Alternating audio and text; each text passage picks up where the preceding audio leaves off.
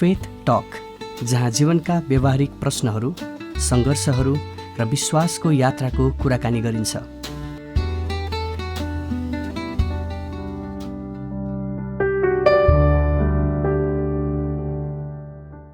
तिमीहरूले मेरो विरुद्धमा हानि गर्ने विचार गरेका थियौ, तर परमेश्वरले त्यही कामद्वारा भलाइ गर्ने विचार गर्नुभयो, ताकि जसरी आज भइरहेको छ त्यसरी नै धेरैजना मानिसहरू बाँचिरहन्। भर्खरै पढिएको खण्ड उत्पत्तिको 50 अध्यायको 20 पद। जय मसीह अनि नमस्कार। ग्रेस एफएम 107.6 मेगाहर्ज सुनेर बसिराख्नुभएका सम्पूर्ण श्रोताहरूलाई आजको यस फेथ टक कार्यक्रममा फेरि स्वागत गर्न चाहन्छौँ। आज हामी विश्वासका नायकहरू भन्ने यात्राको अर्को भागमा प्रवेश गर्दैछौँ।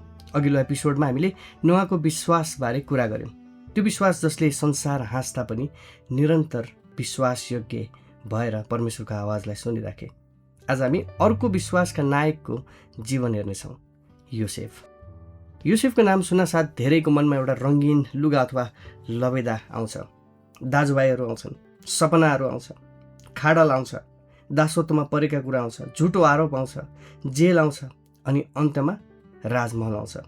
तर योसेफको कथा केवल खाल्टोबाट दरबारसम्म पुगेको कथा मात्र होइन।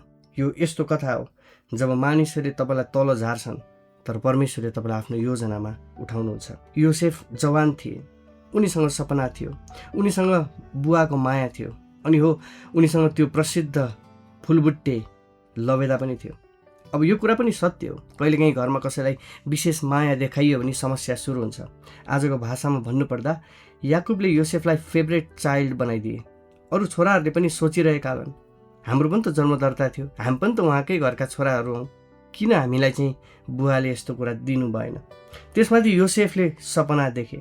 एक दिन उनले आफ्नो दाजुहरूलाई यसरी भने, दाजुहरू मैले सपना देखेँ, हामी खेतमा अन्नका बिटा बाँधिरहेका थियौँ, मेरो बिटा उभियो अनि तपाईँहरूको बिटाले मेरो बिटालाई दण्डवत गरे। अब दाजुहरू पहिले नै रिसाइरहेका थिए, त्यसमाथि त्यो सपना सुनाएपछि त आगोमा घिउ मात्र होइन, घिउमा पनि पेट्रोल थपिए जस्तो भयो। कहिलेकाहीँ परमेश्वरले दिएको कुरा सही हुन्छ, तर त्यसलाई बोल्ने समय र तरिका पनि बुद्धिमानी चाहिन्छ। सबै सपना सबै मानिसहरूलाई तुरुन्तै सुनाउनु आवश्यक छैन। कतिपय मानिसहरू तपाईँको सपना सुनेर प्रार्थना गर्दैनन्, योजना बनाउन थाल्छन्, तर तपाईँको लागि होइन, तपाईँलाई रोक्नको लागि। युसेफका दाजुहरूलाई उनको सपना मन परेन, उनको लुगा मन परेन, उनको बुवाको माया मन परेन, अनि अन्त्यमा उनलाई नै मन परेन। उत्पत्ति 37 अध्यायमा हामी पढ्छौँ, दाजुले योसेफलाई टाढाबाट देखे। उनीहरूले भने, हेर त्यो सपना देख्ने आउँदैछ। त्यसपछि उनीहरूले उनलाई पक्रे, उनको रङ्गीन लबेदा खोसेर उनलाई खाल्डोमा फालिदिए। यो दृश्य अत्यन्तै पीडादायी छ। कल्पना गर्नुहोस्, एउटा जवान छोरा जसले आफ्नो दाजुहरूलाई खाना र खबर लिएर खोज्दै गएको छ र त्यही दाजुहरूको हातबाट खाल्डोमा फालिन्छ।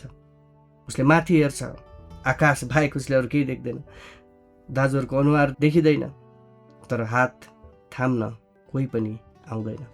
कति गहिरो क्षण होला त्यो, जसले तपाईँले आफूले आफ्नो मान्नुभएको थियो त्यही व्यक्तिहरूले तपाईँलाई पराइभन्दा कठोर व्यवहार गर्दा मनभित्र कस्तो भूकम्प जान्छ होला। आज पनि धेरै मानिसहरू योसेफको खाल्डोमा छन्।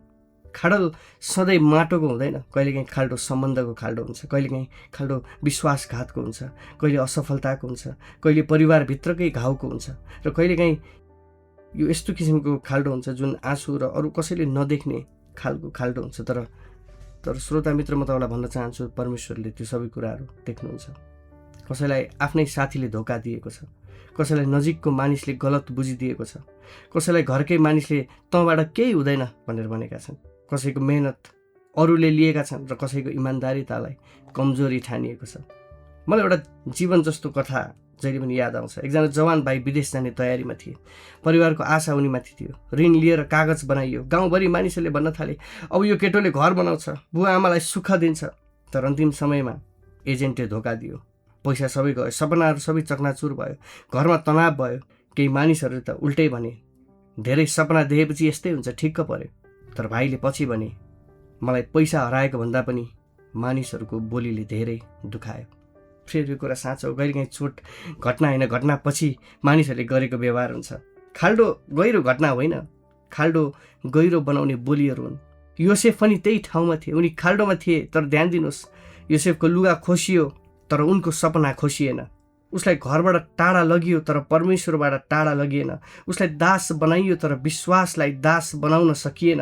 प्रिय मित्रहरू, मानिसहरूले तपाईँको अवसर खोज्न सक्छन्, मानिसहरूले तपाईँको नाम बिगार्न सक्छन्, मानिसहरूले तपाईँलाई गलत बुझ्न सक्छन्, तर परमेश्वरले दिनुभएको बोलावट, उहाँको योजना र उहाँको उपस्थिति मानिसहरूको हातभन्दा माथि छ। योसेफलाई मिस्रमा बेचियो। अब सोच्नुहोस्, एक दिन घरको प्रिय छोरा, अर्को दिन उनी दास भइसके। एक दिन रङ्गीन लबेदा र अर्को दिन दासको पहिरन। एक दिन बुवाको घर र अर्को दिन चाहिँ अन्जान देश र अन्जान मानिसहरूको ठाउँ।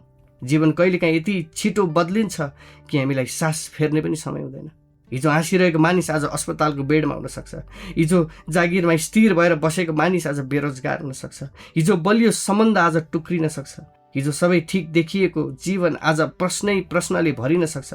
तर मजाको कुरा उत्पत्ति 39को 2मा एउटा शक्तिशाली वाक्य लेखिएको छ, परमप्रभु योसेफसँग हुनुहुन्थ्यो। योसेफ घरमा हुँदा मात्र परमेश्वरसँग हुनुहुन्थेन, योसेफ खाल्डोमा हुँदा पनि परमेश्वर साथमा हुनुहुन्थ्यो। योसेफ मिस्रमा दास हुँदा पनि परमेश्वर साथमा हुनुहुन्थ्यो। योसेफ जेलमा हुँदा पनि परमेश्वर साथमा हुनुहुन्थ्यो। धेरै पटक परिस्थितिलाई हेरेर परमेश्वरको उपस्थिति हामी नाप्ने गर्छौँ। सबै कुरा राम्रो भयो भने भन्छौँ परमेश्वर साथमा हुनुहुन्छ, समस्या आयो भने भन्छौँ परमेश्वर कहाँ हुनुहुन्छ। तर योसेफको जीवनले हामीलाई सिकाउँछ परमेश्वरको साथ हुनुको प्रमाण समस्या नआउनु होइन, समस्याभित्र पनि परमेश्वरले उहाँले हामीलाई देखिराख्नु हो, उहाँ हाम्रो साथमा भइराख्नु हो। कहिले हाम्रो प्रार्थना यस्तो हुन्छ, प्रभु यो समस्या हटाइदिनुहोस्, तर परमेश्वरको उत्तर हुन्छ, म तिमीलाई यसभित्रै बलियो बनाइरहन चाहन्छु। कहिले हामी भन्छौँ प्रभु मलाई खाल्डोबाट तुरुन्तै निकाल्नुहोस्, तर परमेश्वर भन्नुहुन्छ म निकाल्छु, तर पहिले तिम्रो हृदय तयार पार्दैछु। कहिले हामी भन्छौँ प्रभु किन यति ढिलो, परमेश्वर भन्नुहुन्छ किनकि म केवल तिम्रो गन्तव्य होइन तर तिम्रो चरित्रलाई पनि बनाउँदैछु। योसेफ पोतिफरसको घरमा पुगे। उनी दास थिए तर दास जस्तो मन लिएर बाँचेनन्। उनी अन्यायमा थिए तर कामचोर भएनन्। उनी बेचिएका थिए तर उनी बिग्रिएनन्। उनी पीडित थिए तर जिम्मेवारीबाट उनी भागेनन्। यही योसेफको विश्वासले आज उनलाई विश्वासको नायकको श्रेणीमा राख्न उनी सफल भए। विश्वास भनेको चर्चमा आँखा चिम्म गरेर आमेन भन्नु मात्र होइन। विश्वास भनेको कार्यालयमा इमान्दार हुनु हो। विश्वास भनेको अरूले नदेख्दा पनि सही काम गरिराख्नु हो। विश्वास भनेको आफ्नो घाउलाई बहाना बनाएर पाप नगर्नु होइन। विश्वास भनेको मलाई अन्याय भयो त्यसले अब म पनि जस्तो पायो त्यस्तै गर्छु नभन्नु हो। आज हाम्रो समाजमा एउटा खतरनाक सोच छ, मलाई चोट लाग्यो त्यसैले म कठोर भएँ, मलाई धोका भयो त्यसैले अब म कसैलाई माया गर्दिनँ, मलाई अन्याय भयो त्यसैले अब म इमान्दारीपूर्वक बस्दिनँ। तर योसेफले त्यस्तो भनेनन्। उनले आफ्नो पीडालाई आफ्नो चरित्र बिगार्ने अनुमति दिएनन्। हो उनलाई चोट थियो, हो उनी एक्लो थिए, हो उनको घरको उनलाई याद आउँथ्यो होला, तर उनले आफ्नो हृदय परमेश्वरतिर राखे। यहाँ एउटा यस्तो मजालाग्दो कुरा पनि छ, कहिलेकाहीँ हामी सानो असुविधा पायौँ कि हामी हाम्रो आध्यात्मिकता तुरुन्तै परीक्षणमा पारिहाल्छौँ। बत्ती गयो भने हाम्रो धैर्य पनि बत्तीसँगै जान्छ। इन्टरनेट ढिला भयो भने हामी भन्छौँ प्रभु यो कस्तो परीक्षा हो। चिया चिसो भयो भने बिहानको आनन्द नै नाश भए जस्तो हामी प्रतिक्रिया दिन्छौँ। तर योसेफ उनी खाल्डो, दासत्व, झुटो आरोप, जेल सबै पार गर्दैछन्, तैपनि उनी परमेश्वरसँग रिसाएर जीवनले छाडेका छन्। उनले गिभअप गरेका छैनन्।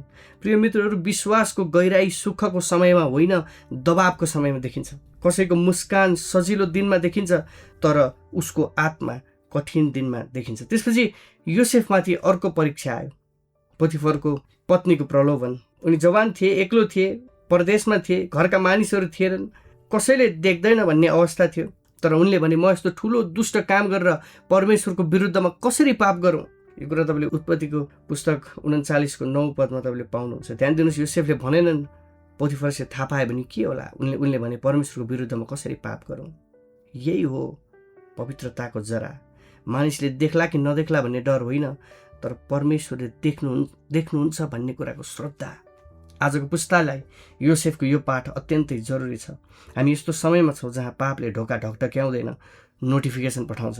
प्रलोभन पहाडबाट आउँदैन, मोबाइलको स्क्रिनबाट आउँछ। पहिले गलत ठाउँ जानु पर्थ्यो, आज गलत कुरा खल्तीमै हुन्छ। तर योसेफको विश्वासले भन्छ भाग्नु कमजोरी होइन, कहिलेकाहीँ भाग्नु नै विजय हो।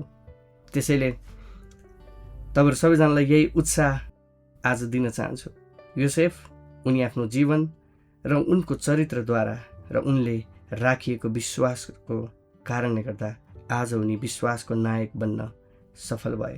त्यसैले मेरो प्रार्थना छ, योसेफ जस्तै विश्वासमा उभिरहनुहोस्, सपनालाई परमेश्वरमा राख्नुहोस्, चरित्रलाई जोगाउनुहोस्, प्रलोभनबाट भाग्नुहोस्, परीक्षामा सेवा गर्नुहोस् र क्षमा गरेर स्वतन्त्र हुनुहोस् र भन्नुहोस्, मानिसहरूले खराब सोचे पनि परमेश्वरको असलको निम्ति म काम गरिरहनेछु र उहाँको भलाइको निम्ति म अघि बढिरहनेछु।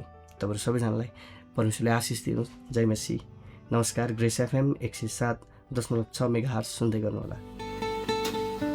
प्रिय श्रोता, कार्यक्रम फेड टकका बारेमा तपाईँको मनमा कुनै प्रश्न तथा जिज्ञासा छन् भने हामीलाई हाम्रो स्टुडियोको फोन नम्बर 01 66 19 460 मा सम्पर्क गर्न सक्नुहुनेछ। साथै तपाईँले हाम्रो फेसबुक पेज तथा युट्युब च्यानलमा पनि आफ्नो अमूल्य सुझाव कमेन्ट गर्न सक्नुहुनेछ। कार्यक्रम मन परेमा तपाईँको नजिकको साथीलाई सेयर गरेर आशिषित तुल्याउन सक्नुहुनेछ। हवस् त श्रोता मित्र, कार्यक्रम फेड टकबाट आजलाई हामी सबै बिदा हुन्छौँ। सुन्दै गर्नुहोला ग्रेस एफएम 107.6 मेगाहर्ज। हवस् त, धन्यवाद।